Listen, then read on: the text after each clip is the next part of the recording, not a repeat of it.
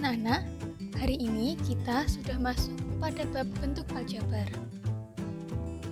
Sebelum kita mencari tahu apa itu bentuk aljabar, kita perhatikan dulu masalah satu berikut ini. Suatu hari, Tono bertemu Bu Nana di warung grosir. Mereka sama-sama membeli bolpoin, namun dalam jumlah yang berbeda. Tono mengatakan, "Saya membeli 4 buah bolpoin." Dan Bu Nana mengatakan, "Saya membeli 2 pak bolpoin dan 3 bolpoin." Nah, dalam percakapan tersebut, terlihat dua orang yang menyatakan banyak bolpoin dengan satuan yang berbeda.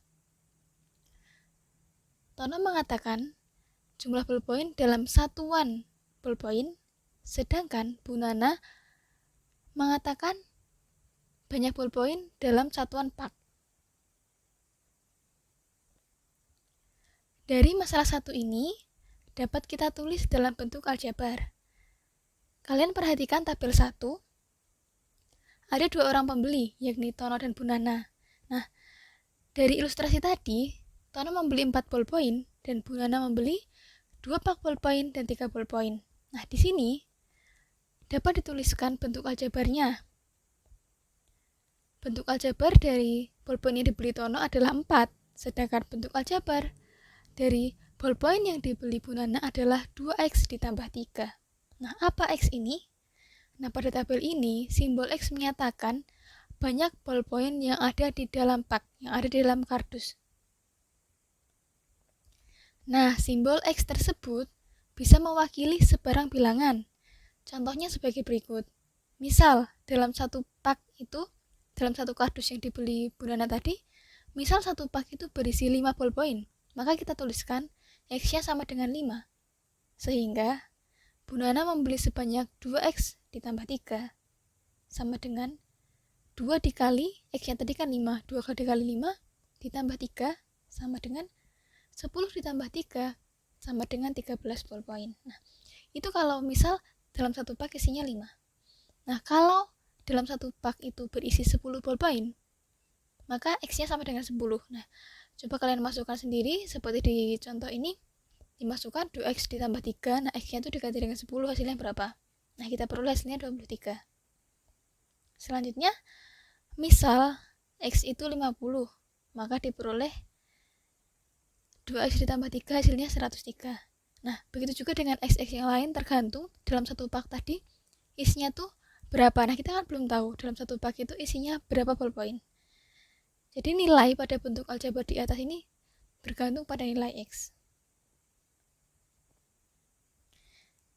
Nah, di sekitar kita juga beberapa orang itu seringkali menyatakan banyaknya suatu benda tertentu dengan tidak menyebutkan satuannya.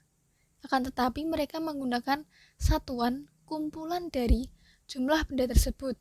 Misal ketika orang membeli beras, kan tidak mungkin, oh saya membeli 1 butir beras, 2 butir beras, itu kan tidak mungkin. Tapi mereka menggunakan satuan misal karung. Jadi misal kita pergi ke pasar yang membeli beras itu, kita bertemu dengan orang, terus dia bertanya, tadi beli beras berapa? Nah, kita menjawab beli 1 karung beras, misalnya seperti itu.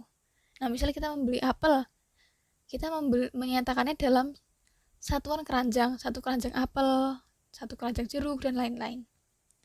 Nah, untuk lebih memahami tentang bentuk-bentuk aljabar, mari kita amati dan lengkapi bentuk-bentuk aljabar pada tabel berikut ini. Perhatikan, dalam suatu kotak terdapat beberapa bola, sedangkan dalam satu tabung terdapat beberapa bola dalam jumlah yang lain. Nah, misalkan X ini menyatakan banyak bola dalam satu kotak, sedangkan Y menyatakan banyak bola dalam satu tabung. Perhatikan bahwa tiap kotak berisi bola dengan jumlah sama dan tiap tabung berisi bola dengan jumlah sama. Nah, selanjutnya perhatikan tabel 2.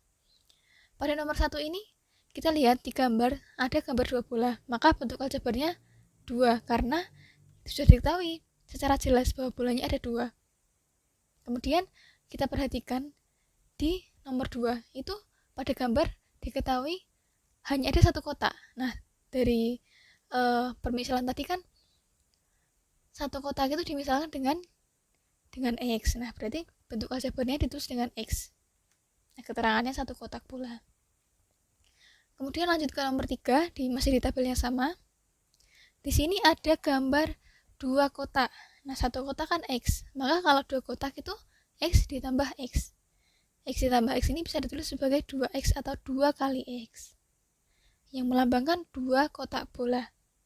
Kemudian, perhatikan nomor 4. Nah, nomor 4 ini gambarnya adalah 2 kotak dan 4 bola. Maka bentuk aljabarnya ditulis 2 kali X. X itu tadi kotak ya. 2 kali X ditambah 4. Nah, selanjutnya nomor 5.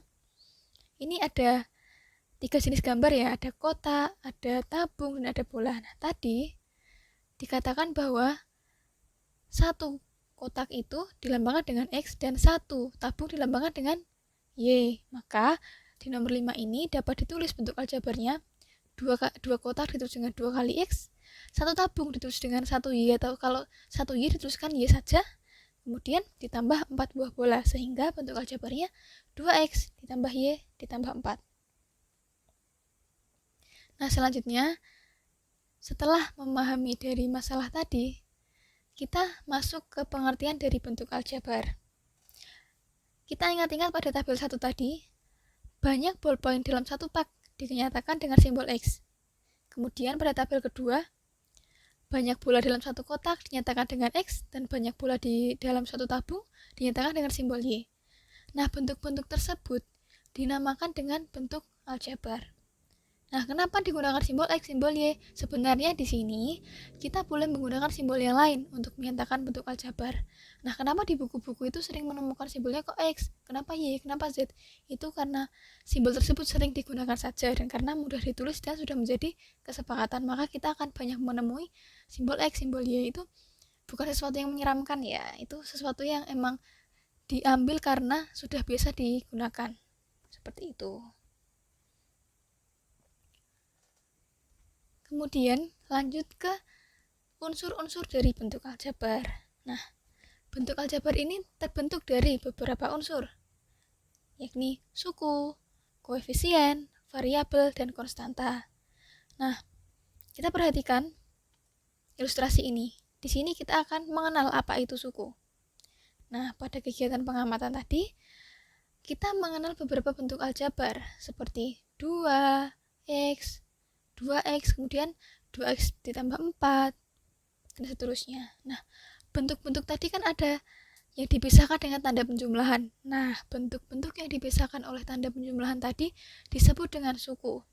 Perhatikan ilustrasi yang di tengah ini, 2X ditambah 4. Nah, ini 2X ditambah 4 ini merupakan suatu bentuk aljabar yang terdiri dari 2 suku.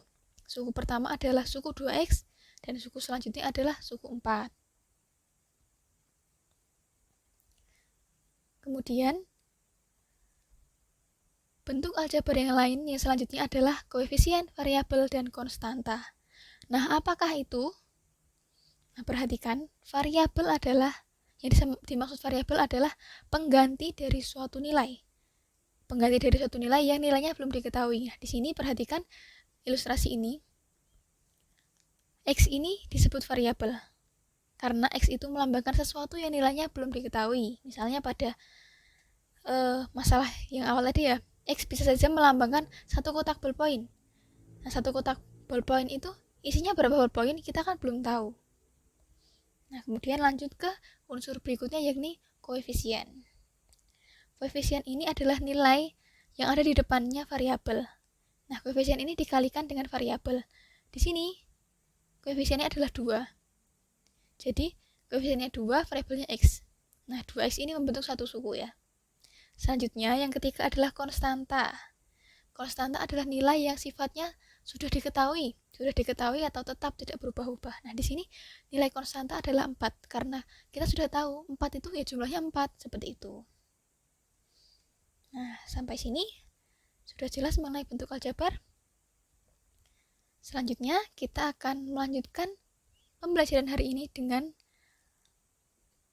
berdiskusi menggunakan LKPD. Setelah ini, kalian membentuk kelompok dan mengerjakan LKPD yang akan dibagikan. Baik, sekian dari video ini. Terima kasih atas perhatiannya.